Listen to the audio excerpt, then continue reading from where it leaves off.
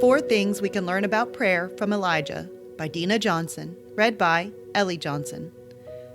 Elijah was as human as we are, and yet when he prayed earnestly that no rain would fall, none fell for 3.5 years.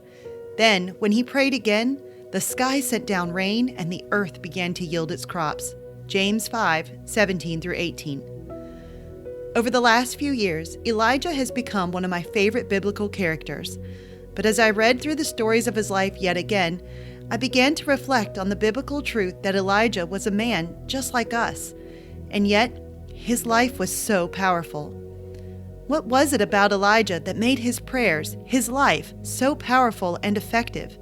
What can we learn from the life of Elijah to help our own prayer lives? Here are 4 things we can learn about prayer from Elijah. First, Elijah learned to be completely dependent on God. Elijah was hiding from the evil king Ahab. He had no way to meet his own needs. He was completely at the mercy of God himself, doing his best to walk in obedience. And God, Jehovah Jireh, provided as only he can. Even when the brook dried up, Elijah had no need to fear. His source of provision dried up, but his God's faithfulness didn't.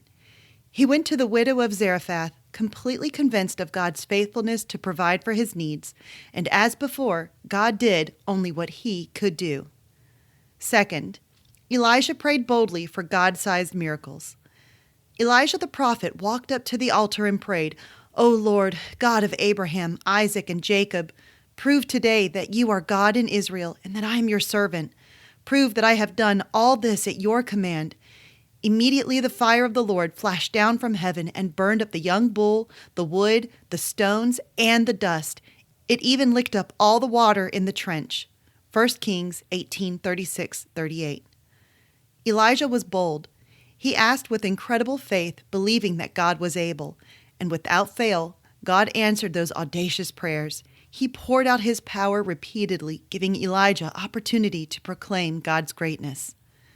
Third, Elijah's prayers pointed the world back to God. "O Lord, answer me.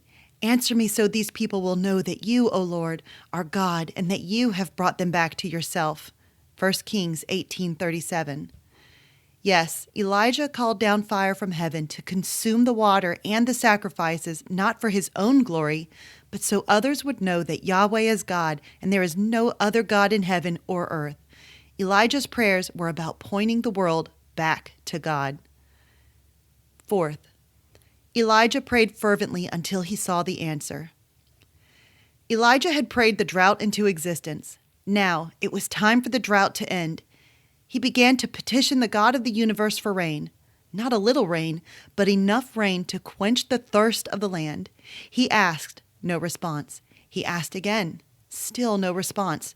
7 times he asked and sent his servant to look for an answer. He prayed, expecting an answer. Finally, after 7 times, a small cloud began to form. Even just a small indication that God had heard his prayer was enough. He knew a small cloud indicated God was moving in response to his prayers, and God did exactly what he asked. He ended the drought. He sent the rain on the land. Elijah prayed through until he received an answer. We must remember that it is God's faithfulness that we are calling on, his character. It's about a God who longs to connect with us, to help us in our time of need. We must have faith that he is willing and able to do far more than we could ever ask or imagine. We must remember, prayer is about ordinary people calling on an omnipotent God. Will you join him?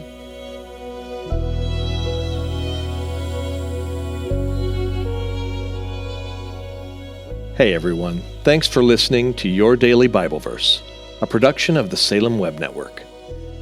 If you enjoyed what you heard today, we'd love for you to head over to iTunes and rate and review our podcast. It really does help people find us. This episode was produced by our managing editor, Kelly Givens, and recorded and edited by Stephen Sanders. Be sure to come back tomorrow as we examine more of God's Word.